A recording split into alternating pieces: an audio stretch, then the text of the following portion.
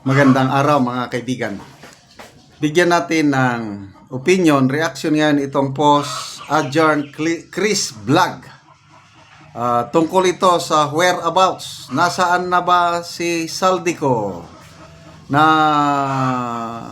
kunuhay, pinapauwi na din sa Pilipinas. In 10 days, you must return to the Philippines. Utos ng bagong speaker. Sagot niya, ayaw kong uwi dyan. Mag-resign ako as congressman. Wala akong kasalanan. Malinis ang konsensya ko. Ito, bagong balita. Isinare ni Adjourn Chris Vlog ang post ni Jason Sa. Kasi ang Pilipino, mga Pilipino kababayan, kahit sa ang mundo, nandiyan Pilipino. Ito, Saldico, lumipat na sa Paris, France at nagha-house hunting doon? Question mark.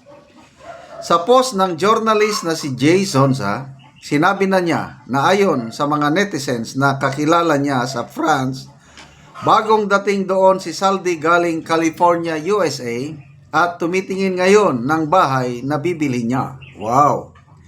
2 bahay na daw ang nabisita ng kongresista sa France.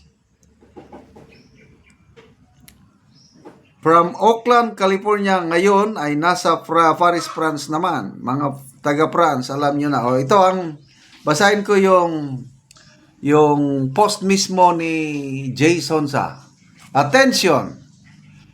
Kunwari, hinahanap siya ng gobyernong Pilipinas o ng House of Representatives. Wala na po si Elizalde Salcedo Co. sa USA o Amerika. Ito yung post na ni Jason Sa. Kararating lamang niya sa Paris, France at kasalukuyang nag-house hunting doon simula pa kanina. 2 na ang napuntahan nilang bahay na ibinebenta o for sale. Salamat sa mga Pinoy expats at mga kaanak ko na nasa Paris na nagtratrabaho at naninirahan sa France sa impormasyon. Wow! Salamat! Hindi kayo makakatakas sa mata ng mga Pilipino. Galit na ang sambayan ng Pilipino kahit taga-abroad. Mga taxpayers pa rin yan, mga kamag-anak nila dito, kaya nalalaman natin. Drama. Ako sariling opinion ko lang ito. Yung pagpapalit ng Speaker of the House, drama lang yan. Gusto lang nilang pakalmahin ang galit ng taong bayan. Para magmukhang ang Marcos administration, ayaw niya ng korupsyon. Alis dyan! Malis si Martin Romualdez. Kung totohanan sana na gusto nila ng reforma, maniniwala ako kung ang inilagay na Speaker of the House, si Congressman Toby Chanco. Kaya lang, bago magbotohan, maraming kongresista lumapit kay Kong Toby Chanco. Gusto nila na magkandidato siya para siyang iboto. Kaya lang, grabe talagang prinsipyo, delikadesa nitong si Congressman Toby Chanco. Ayoko. Kasi magmumukhang self-interest na ako yung lumalaban against sa corruption sa House. Kung kakandidato ako, para bang lumalabas na for myself position. Ayoko ng ganyan. Hindi mahalaga yung posisyon. Ang mahalaga yung ma-stop ang korupsyon. Ang mahalaga yung karangalan ng House. Ang mahalaga yung kapakanan ng mga Pilipino na nagbabayat ng buwis, matigil na yung kalukuhan na yan. Kaya nilalabanan ko ang korupsyon sa House. Sabi niya. Plus, sabi niya, ang tunay na boto, pagpili ng House Speaker, wala sa loob ng Kongreso. Nasa labas ng Kongreso. Anong ibig sabihin yun? Nasa Malacanang kung anong gusto nila. Yun ang pagkaintindi ko. So, ayaw ni Congressman Toby Chanco. Anong inilagay? Same. certified Marcos loyalist. Kapartido sa Partido Federal, ano pa. Tapos, in-endorse mismo ni Martin Romualdez. Yun ang, wala nabuking sila eh. Kinampanya ni Martin Romualdez. Alis ako, kailangan botohan nyo ito ang ilagay nyo. Di siya pa rin. Pag upo ng bagong speaker, utos kagad, pabalikin si Saldico. Ano ngayon, babalik? Sumagot si Saldico, Merisi, catch me if you can. Hindi ako babalik. Magre-resign ako. Ngayon, nandun na pala sa France. Galing. So, to me, lahat ito drama. I hope I am wrong. Drama ito. Ang administrasyong ito, hindi, again, my opinion, hindi sincero na labanan na i-stop ang korupsyon.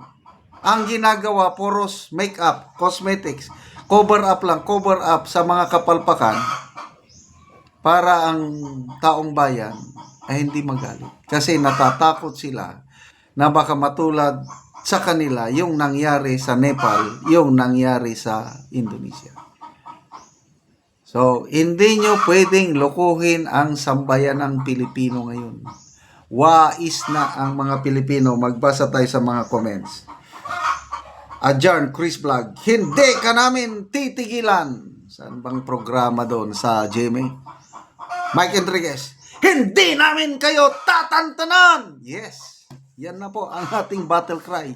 We will not stop hanggat hindi matigil itong kalokohang ginagawa nila. Hindi ka namin titigilan. Okay, dali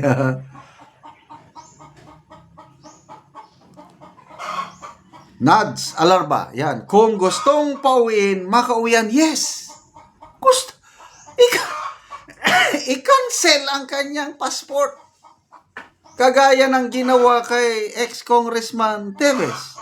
Napauwi nila. Kasi gusto nila. Ito ngayon, gusto ba nila? I just don't know. Anong kasabihan? Kung gusto, maraming paraan. Kung ayaw, maraming dahilan.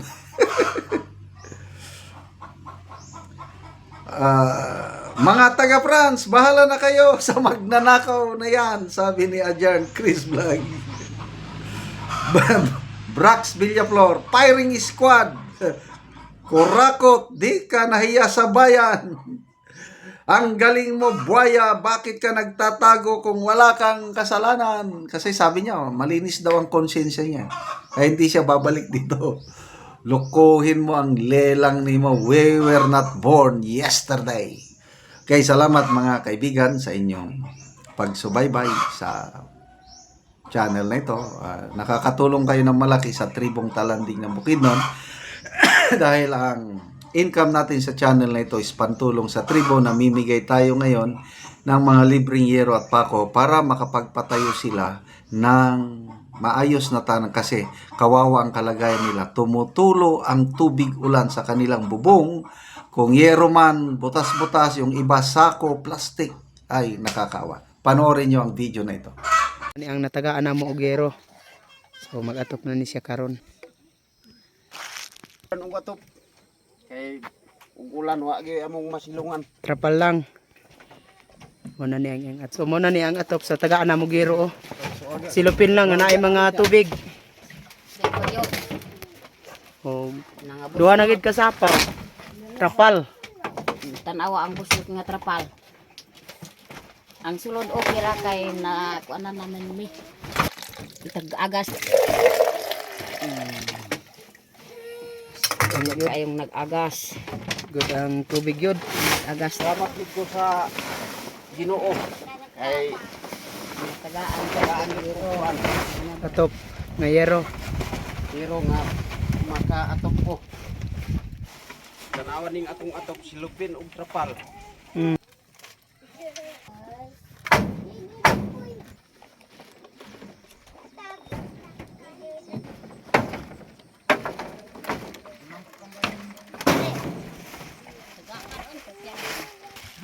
ato.